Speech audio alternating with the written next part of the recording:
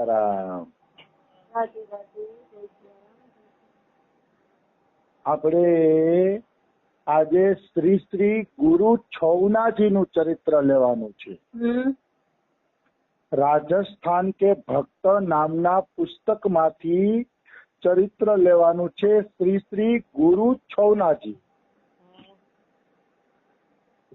રાજસ્થાનમાં એક નાનકડો સંપ્રદાય છે જેને સુખ સંપ્રદાય, સખી સંપ્રદાય, ચરણદાસી સંપ્રદાય એવા ઘણા નામથી ઓળખવામાં આવે છે.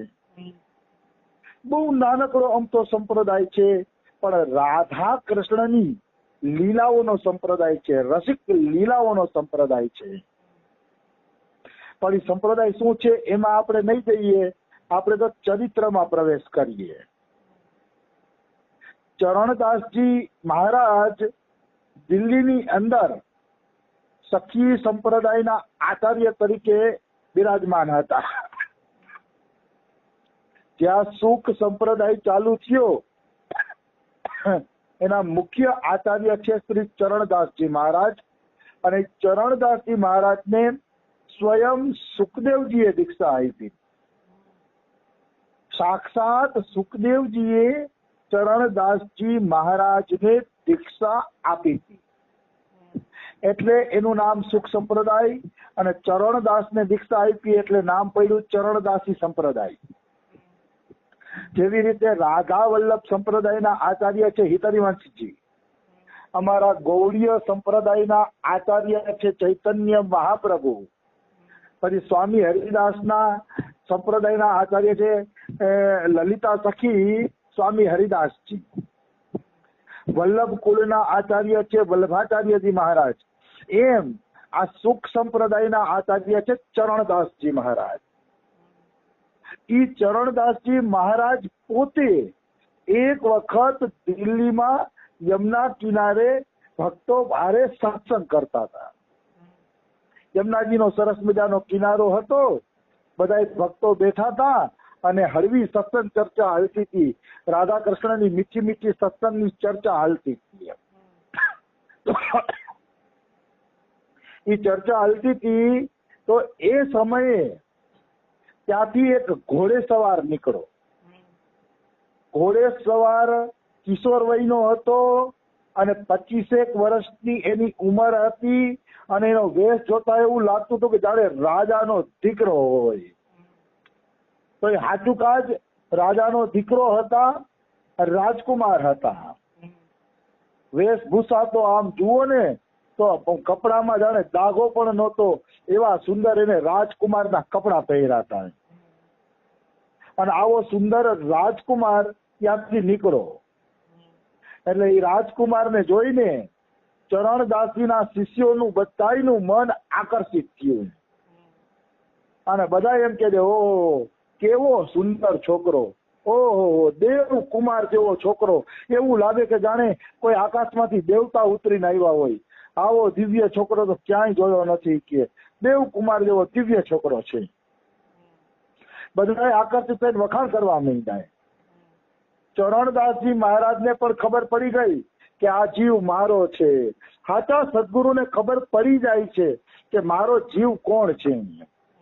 પડી જ જાય સાચા સદગુરુને ખબર, એમાં કોઈ એટલે કોઈ શંકા નથી. તો ચરણદાસજીને ખબર પડી ગઈ કે આ જીવ મારો છે.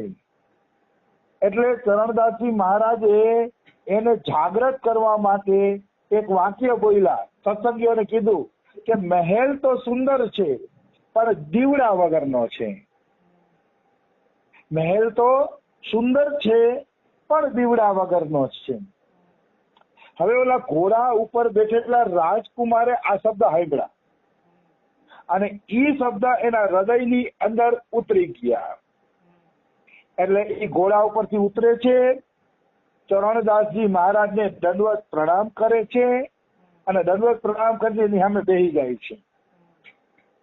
પછી નમ્રતાપૂર્વક પૂછે છે કે મહારાજ, હું એ ન સમજ્યો કે દીવડાથી તમારો શું મતલબ છે, મને બતાવો. દીવડો એટલે શું? તમે હમણાં બોલ્યા મહેલ તો સુંદર છે પણ દીવડા વગરનો છે, તો દીવડો એટલે શું ઈ મને સમજાતું નથી. ગુરુ છોનાજી કહે તો તમે મને સમજાવો. તો ચરણદાસજી મહારાજ કહે છે કે વત્સ, તારું શરીર તો સુંદર છે, મહેલ જેવું સુંદર છે, પણ એની અંદર હરિ નામનો દીવડો નથી. મતલબ ચરણદાસજી મહારાજ એમ કહેવા માંગે છે કે શરીર ગમે એવું સુંદર હોય, પણ જો એની અંદર ભગવાન નામનો દીવડો નહીં પડતો હોય તો એ શરીર એક દિવસ રાખ થઈ જવાનું છે, બેકાર છે. ગમે એટલું સુંદર હોય તો પણ બેકાર છે. જો એના હૃદયની અંદર હરિ નામનો દીવડો નથી. સુંદરતા કેટલા દી? 40 વર્ષ સુધી, 50 વર્ષ સુધી, પછી એ સુંદરતા ખતમ થઈ જશે. આવી વસ્તુ છે. જૂના જમાનાના જે પિક્ચરના હીરો હતા એના ગઈઢાના ફોટા ક્યારેક ક્યારેક આ મોબાઈલમાં અચાનક આવી જતા હોય, જોઈ તો એમ થાય કે હવે મોઢા જોવાય ગમે નહીં. એવા એના મોઢા થઈ ગયા હોય. શું કામ? ઘટપણ બધાને ભાંગી તોડી નાખ્યા. જુવાનીમાં એને ગમે એટલા નાટક કર્યા હશે, રોલ નિભાવ્યા હશે, હારા દેખાણા હશે, સંસારે વાવા કર્યા હશે કે હીરો હિરોઈન હારા લાગે છે, પણ ઘટપણમાં અત્યારે જુઓ એને કોઈ યાદ નથી કરતું. એ બધા કચરા પેટીના ડબલામાં પડ્યા છે. કારણ કે જમાનો બદલતો ગયો, નવા હીરો હિરોઈન આવતા ગયા, જૂનાને ભૂલતા ગયા. સંસારનો નિયમ જ છે કે તમે ગમે એટલું સારું કામ કરીને સંસારને રીઝવશો ને તો એક દિવસ સંસાર તમને કચરા પેટીના ડબલામાં જ નાખવાનો છે. કારણ કે સંસારને નવું મળશે એટલે જૂનાને નાખી દેશે કચરા પેટીના ડબલામાં. એટલે શરીરનો અહંકાર કરવો જોઈએ નહીં. જે લોકોએ શરીરને સજાવ્યું છે, દેખાડ્યું છે, પ્રદર્શન કર્યું છે, એના શરીરને અત્યારે કોઈ જોવાય તૈયાર નથી. આવી વસ્તુ છે. એટલે ભાઈ ભગવાન નામનો દીવડો ન હોય તો ભાઈ શરીર ગમે એવું હોય બેકાર છે.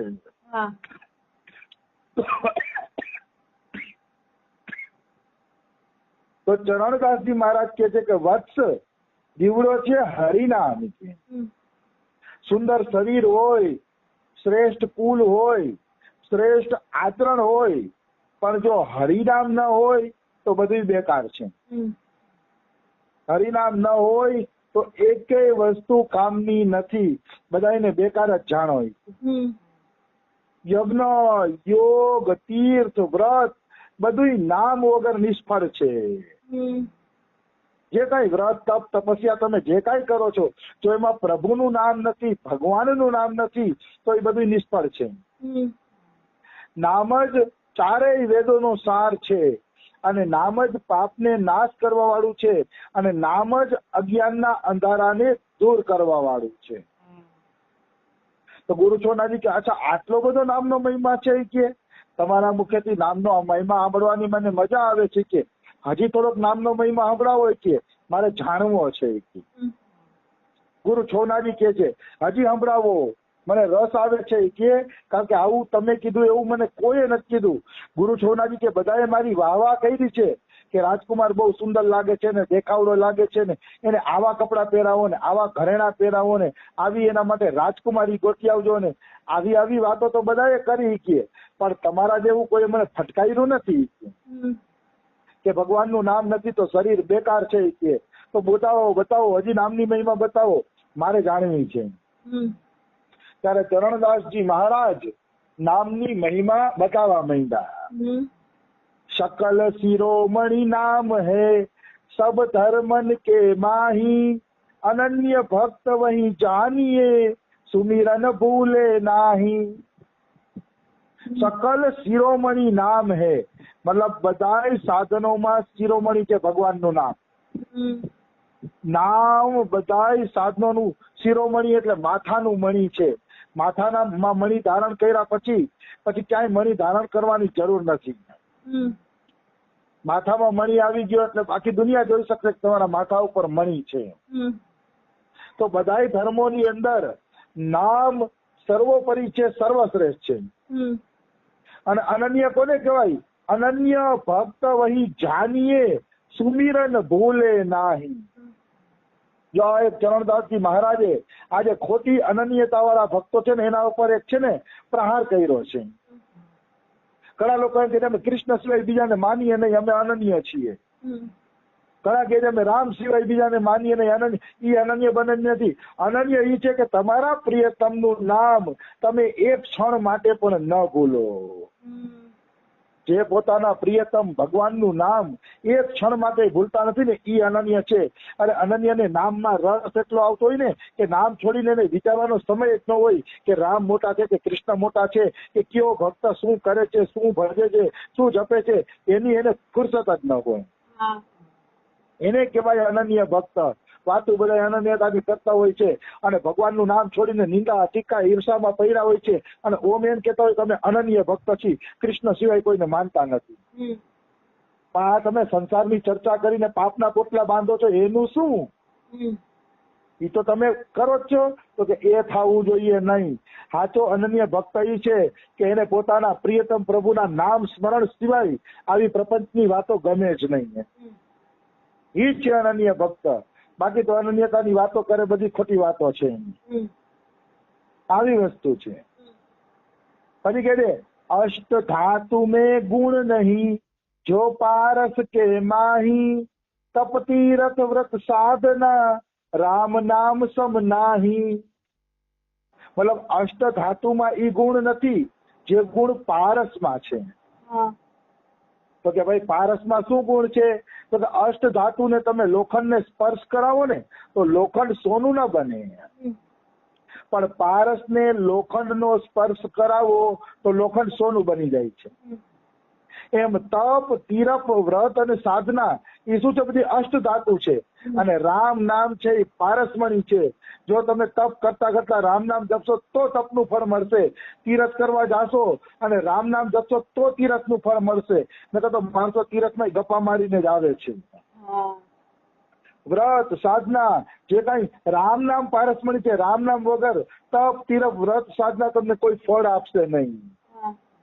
ઘણા લોકો એમ કેતા હોય કે અમે તીરથ કરવા ગયા તો રસ્તા વચ્ચે ગામની પંચાયત કરતા કરતા તીરથ કર્યા હોય.